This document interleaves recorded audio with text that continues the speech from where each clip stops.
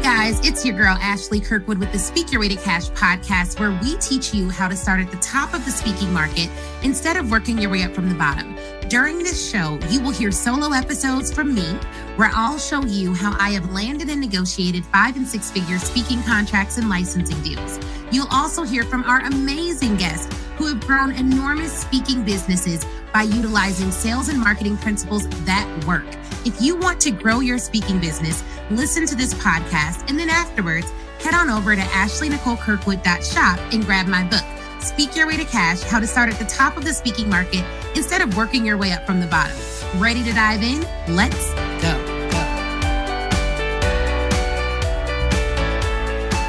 Hey, y'all. What's up to the Speak Your Way to Cash family? It's Ashley Kirkwood back again with another podcast episode. But this time, guys, I am actually going to let you listen in to a live video that I recorded. Now, if you're listening to this live video on the podcast and you're like, I want to join your next live, I want to ask you questions, I want to be able to get feedback about my business, then you have to follow me on Instagram at The Ashley Nicole Show, and make sure you're following the Speak Your Way to Cash Facebook page, all right? Make sure you're following the Speak Your Way to Cash Facebook page because that's where I go live. I also sometimes go live in the Speak Your Way to Cash Facebook group, but enough about that. Even though you may have missed it live, you're about to hear it again. So listen into this live episode and let me know what you think. You can always send me an email to ashley@speakyourwaytocash.com. Let's listen in.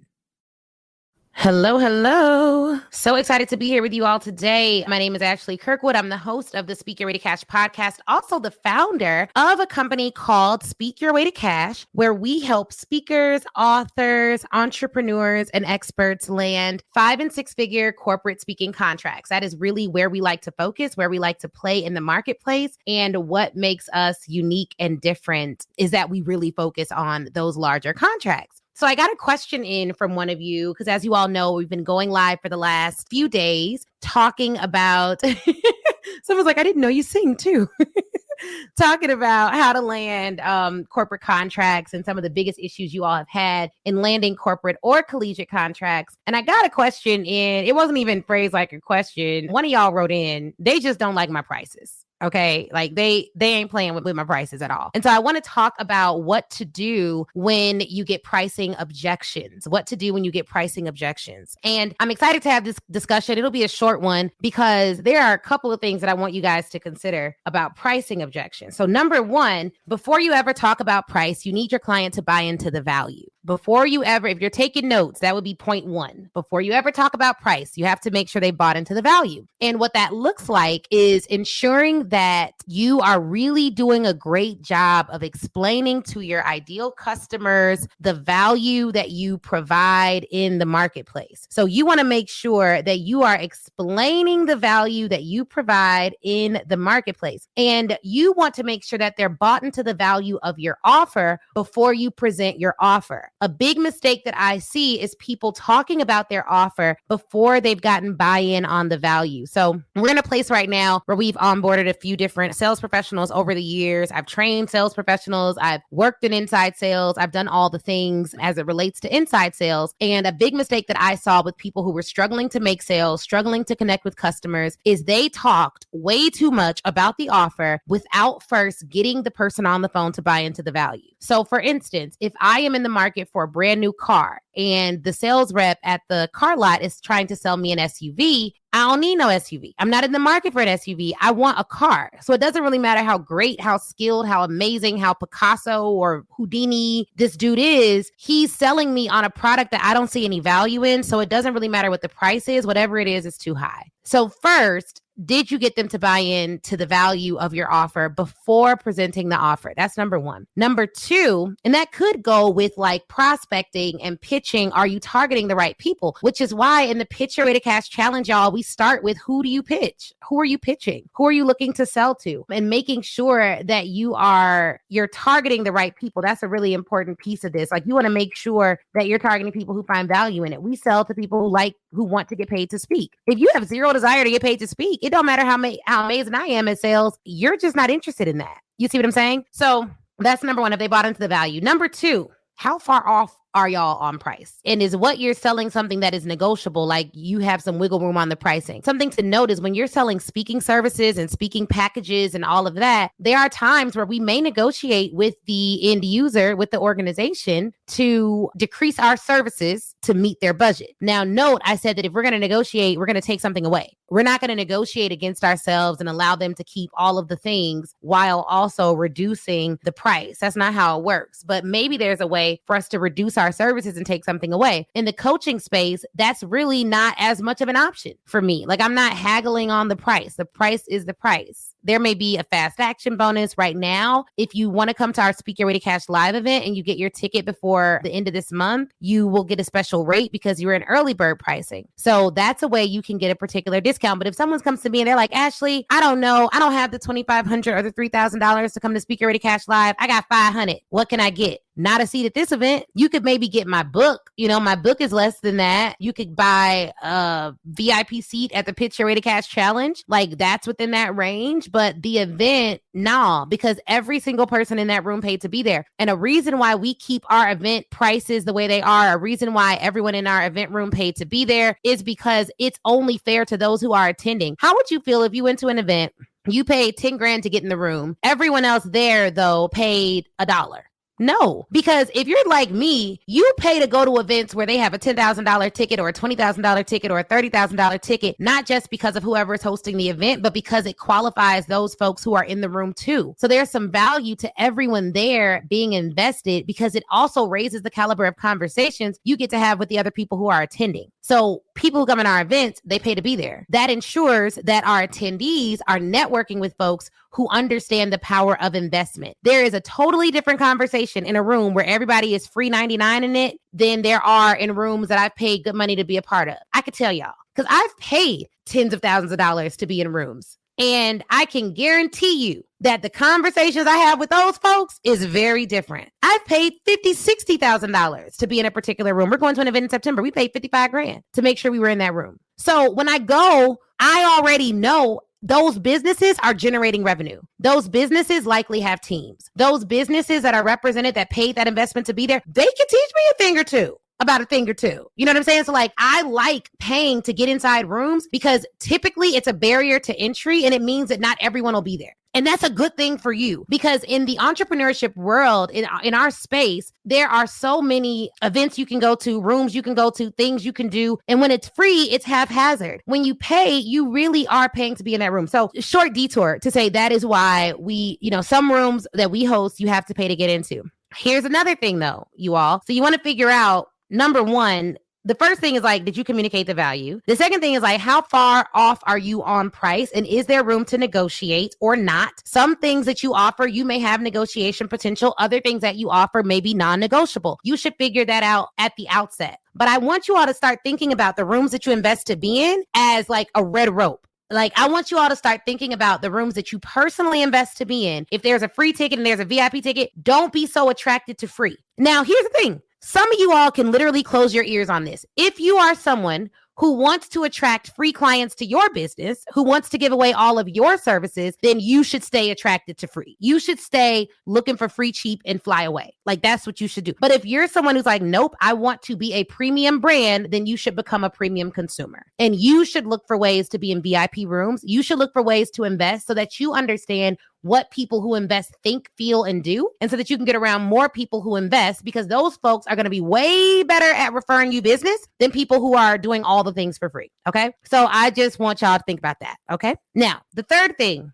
to think about, you want to figure out what's your get out of bed number. Because some people are like, yo, Ashley, they came back and said they don't have a budget. When a client comes back to me and says they don't have a budget, I do not immediately assume they don't have a budget. It seems counterintuitive. What I do is I'll ask them, hey, sounds good. I'm going to go back and talk to our team to see the best we can do. Can we meet next Wednesday and you let me know your absolute best number so we can see if we can work within that, instead of just throwing the deal away? I have found tens of thousands of additional dollars in clients' budgets just by allowing them to go back and double check. And let me tell y'all something else. Those little forms y'all have that's like, hey, give me your budget here. People never, I shouldn't say never. People rarely give you their top line number on your form that they're using to book a call with you. So when someone goes to book a call with us, we will ask, like, what's your budget? Whatever they put there, we do not assume that's their top number. we assume that may be their ideal number. That may be a number they like. That may be a number they think they are tied to, but that's typically not their top number. What does that mean for me? It means don't get caught up in looking at that number and saying, oh, now I have to, like, this person doesn't have a budget. I got to get rid of them. I can't work with them. You never know.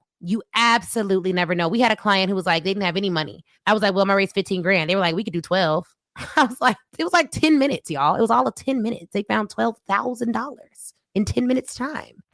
It is here. The Speak Your Way to Cash book is now available for you to purchase. Go to Amazon to get your audio, Kindle, or hardcover copy of the book. And we have a paperback copy, okay? So you can get it on Audible and listen to it. And I read it myself. So if you love the podcast, you will love the audiobook. Go get it now. Speak Your Way to Cash, how to start at the top of the speaking market instead of working your way up from the bottom. A bit about the book. It's broken down into 6 parts, and it is over 260 pages of goodness, okay? Part 1 covers mindset. Part 2 covers getting yourself in the press. Part 3 covers assembling your 6-figure offer. Part 4 covers inviting people to work with you, sales. Part 5 covers delivering an outstanding speech. And Part 6 covers legalities that every speaker needs and how to build a team. I mean, literally, what did we leave out? Nothing. So go to Amazon and grab your copy today. And let me know you did it too. So all that tells me is there are some people that will do it for free, and they're always going to try to go for the people who will do it for free. But if they like you, you've shown the value, they've come to you, they've seen you speak, they may come up if you're trying to get your speaking fee. But this goes the same way with clients too. Now with coaching clients, for my coaches out there, any of you all coaches, drop coach in the chat if you're listening to this live. Drop coach in the chat if you're a coach. If you are a coach and you are selling products and services and you want people to work with you, you should have a variety of ways for them to get started with you. So for instance, we have a financing partner. We have different payment plan options, some on the website, some off the website. We have a variety of ways for people to get started with us that we can very clearly and easily explain. Sometimes people they can budget for your services. They just need an easy way to see how it'll make sense for them. So can they pay weekly? Can they pay bi-weekly? What does that look like? Having more payment options can be a real benefit to your client and to you. And don't make it hard for them to give you money. Just make it easy, make it easy. So if that's something that you offer as a coach, like you really want to make sure that you have a variety of ways for them to pay. Same with corporations. They may have to write you a check. Is that information ready to go? They may want to pay an invoice. Is that ready to go? They may want to use a credit card. Is that ready to go? They may want to do a deposit. Can they do that automatically? Like from the time that someone says yes to you, how long will it take them to pay you? That's what you want to think about. Like, man, how hard is this? How long is it going to take? Why is it taking so long? What does that look like for them to pay me faster, sooner, quicker, and get that done? You want to have payment options. Have payment options. But to all of you, here's what I will say. My husband brought this to me the other day. He was like, you know what? For corporations, we do have different payment options. Like they can write us a check, they can pay our invoice. Those are the two that we do most often. But you should also ask them, like from your vending process, how do you like to pay your vendors and in what time frame? So you should ask the company how they typically do it. But we do. We have invoice, they can write us a check. Those are the two ways we have. We don't have financing options for corporations though. So they can't we don't have them apply for funding and do anything like that. But keep that in mind that you should probably have at least a couple ways for everybody who you take money from to pay you and make it really easy and seamless and have it ready to go, because otherwise it just takes too long and you don't really want to do that. So one of the things that I will say, you all, my husband brought this to me, is he was like, every time someone pays us, it becomes real for them that someone will pay them the same thing. So before I spent 60 grand on a coaching program, I didn't really have a concept of like, oh, people will pay 60 grand for a coaching program with like I get like a call twice a week. It ain't a lot at all. Right. So in paying that money, what it did was it unlocked the possibilities for my business. And one of the things that I would say to y'all to think about is, am I communicating to my clients the blessing that is them investing in themselves? Because it's not just, oh, you're investing in my business, I'm getting rich. It's you're investing in your business and you're realizing that by you spending this money, some other people will spend that money too. And then when you walk into the room and you see hundreds of people have invested in this particular thing, you realize it's a lot more people than I thought that would also invest in this as well. And every time I invest, I think it's a seed. And so I know, okay, because I've invested in this, I can expect a return on this investment. And it has nothing to do with the coach. Like a lot of people get caught up in the wrong things. And to me, the wrong things look like, oh, I spent money on a coach last year and I really didn't like her and she did this to me and that to me. It's like, honestly, who cares? That's the wrong thing. Who cares about that? The real beauty is you invested. And if you go into, let me tell y'all how to never lose money on an investment. Do y'all want to know? Drop never in the chat. I have never lost money on an investment. Never. Number one, I'm going to tell y'all this secret. If somebody can sell me, they could teach me something because I'm not out here gullible buying every little thing. So if someone can sell me, they can teach me something. So if you sold me on a particular product or on a particular service, and I'm seeing the nevers come in, then I'm going to ask you questions about your sales process because clearly it was impressive enough for me to buy it. That's number one. Number two, I do not keep my eyes on the leader of whatever program I'm buying. So for instance, some people go to church, they're like, oh, well, the pastor does this. I don't like that the pastor does that because it's not right. That's why I'm leaving the church. Foolish. I never do that. When I go into anything, like I'm buying I won't say foolish. I mean, if y'all don't like your pastor, then, leave, whatever, do what you got to do. But if I go into a coaching program and like the main coach is like, let's say the coach is at the top of the program, they do a call every other week, whatever. Okay, that's great. But the reason why I like group coaching programs is because regardless of how prolific the main person is, everyone else in the room invested. And they all invested with that person. So I can go in and say like, oh, this is so dope. I'm in a room